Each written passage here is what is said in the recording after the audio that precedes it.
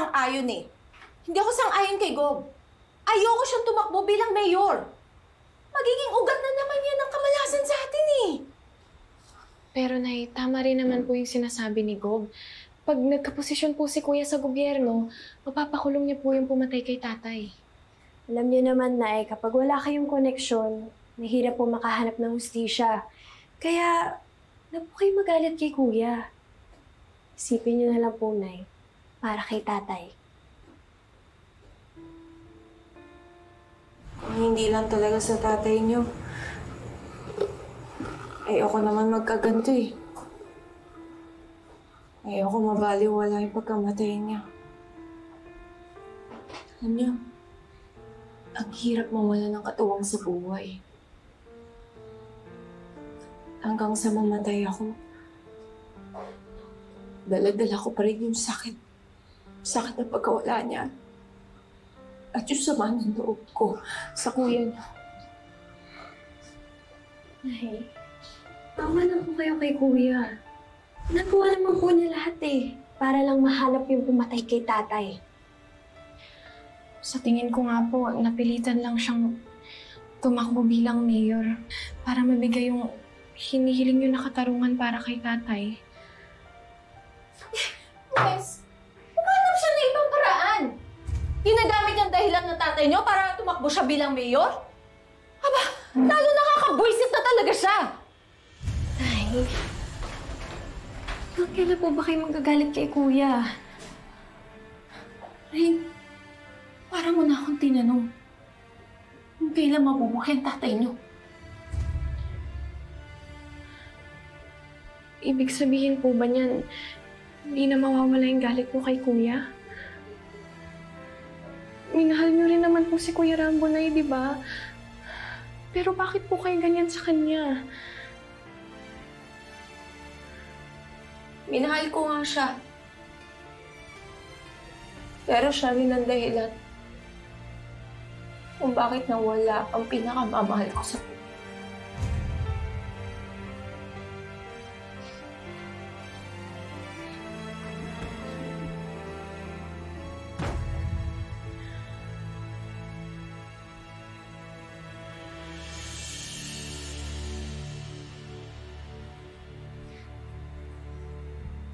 Boy, sigurado ka?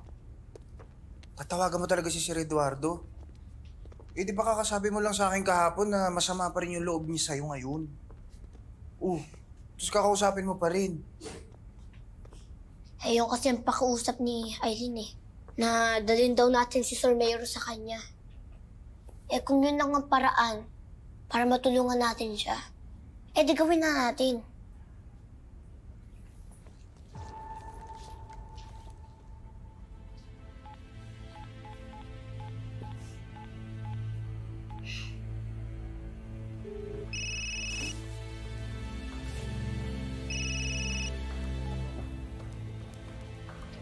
Hello, Sir Mayor. Si Julio to. Bakit, Rambo? Pwede ko po bang makausap si Sir Mayor? Busy siya sa ngayon. Ano kailangan mo? Eh, gusto daw po siya makausap ni Aileen. Aileen? Yung yaya nila si Eduardo. Teka, paano mo siya nakilala? Tsaka tungkol saan ba to, Rambo? Di ko din po alam kung tungkol saan eh. Sige, tatawag na lang ako ulit. Pakisabi na lang po kay Sir Mayor na tumawag ako.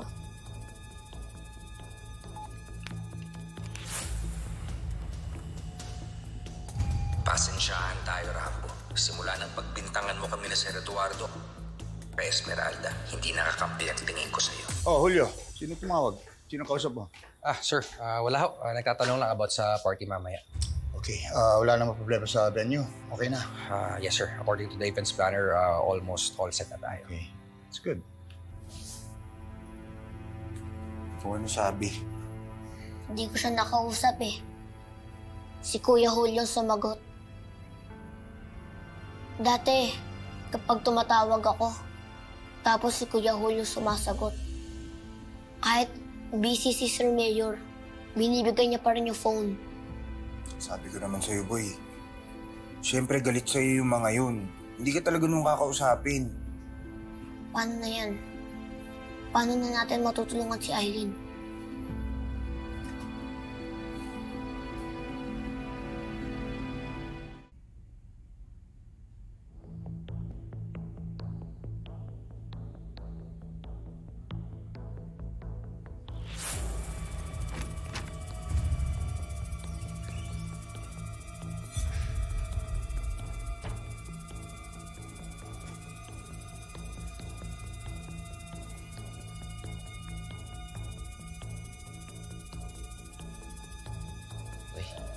Uy. Uy, Eileen. Gising.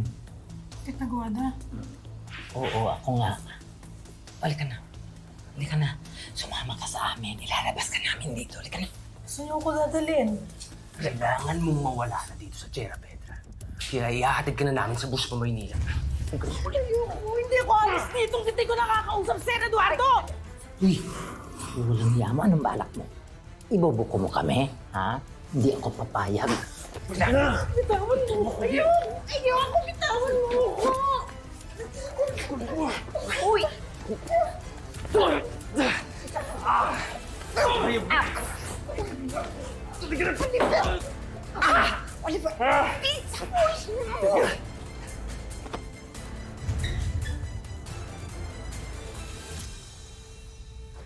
May sikreto si Eileen? Oo. May sikreto yun. Di ba, bakit hindi niya sa atin sinasabi? Bakit kailangan kay Sir Eduardo niya pa sabihin? Malamang personal problems. Pero bakit nadamay si Oliver? Ba't niya sinaktan si Eileen? War freak yun eh. Lahat naman inaaway nun. Isang paraan lang ang makakasagot sa mga tanong natin. Nagkausap si Sir Mayor at si Eileen. Paano nga? Di ba hindi ka ni-entertain ni Sir Eduardo? Bakit hindi na lang si Eileen yung dalhin mo kay Sir Eduardo Rambo? Para hindi ka na maiwasan. Total, pwede namang i-release si Eileen. Ano? Hindi ko naisip ah. Tama. Sige, tara na. Sikasuhin na natin. Tara. Sa kasi